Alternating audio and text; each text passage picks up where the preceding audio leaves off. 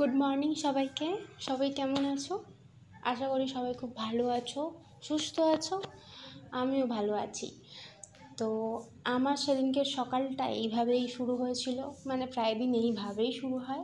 আমি আমার বিছানাটা গোছাচ্ছিলাম তখন।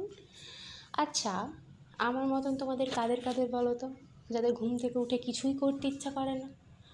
দেখো, আমার তো ঘুম থেকে উঠে কিছুই করতে ইচ্ছা করে না, মনে হয় যেন চুপ করে বসে থাকি, দাঁড়িয়ে থাকি, মানে প্রচণ্ডই লেজি লাগে। আর সেই দিনকের ওয়েদারটা প্রচণ্ড ভালো ছিল, ঠান্ডা ঠান্ডা একটা ওয়েদার ছিল।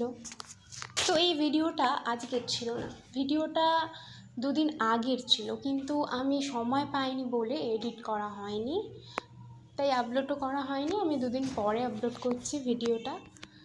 তো যাই হোক, তো আমি জানলাটা খুলে খানিকক্ষণ বাইরের দিকে তাকিয়ে একটু দাঁড়িয়েছিলাম, বাইরের দৃশ্যটা উপভোগ করছিলাম। মানে বৃষ্টি হচ্ছিল, বাইরেটা তো খুব সুন্দর লাগছিল। তাই আমার বিছানা গোছানো তো ডান। তো তারপর বৃষ্টি থামতে আমি চান টান করে একটু চানাচুর মুড়ি খেয়ে নিলাম, কারণ সকাল সকাল তো আমার কিছুই খেতে ভালোই লাগে না একদমই। তো তারপরে বৃষ্টি থামতে আমি একটু বেরিয়েছিলাম বাইরে এই জিনিসগুলো কিনতে। তো আর কোনো ভিডিও করা হয়নি, কারণ বেরোতেই আবার বৃষ্টি চলে এসেছিলো। তো এগুলো কিনে নিয়ে এসে এই দেখো আবারও বৃষ্টি পড়ছে। তো তারপরে আমি একটু রান্নাঘরে গেলাম, মায়ের পাশে দাঁড়িয়েছিলাম, কথা বলছিলাম, হাতাহাতি কিছু একটু করি। তো গিয়ে তো দেখলাম মা তখন পটল ভাজছে, দুপুরের রান্নার সব কিছু করছে। আর বৃষ্টি হওয়া মানেই তো দুপুরের মেনুতে খিচুড়ি থাকবেই, তো তারই তোড়জোড় চলছিল। তো তারপর খিচুড়ির জন্য মশলাটা মা কষে নিচ্ছিল। আর আগের থাকতেই মা চাল ডাল জল সব একসাথে রেডি করে রেখেছিল। তারপর ওই মশলাটা দিয়ে দিল, তো তারপর প্রেসারে বসিয়ে দিল। ব্যাস, সিটির অপেক্ষা। তো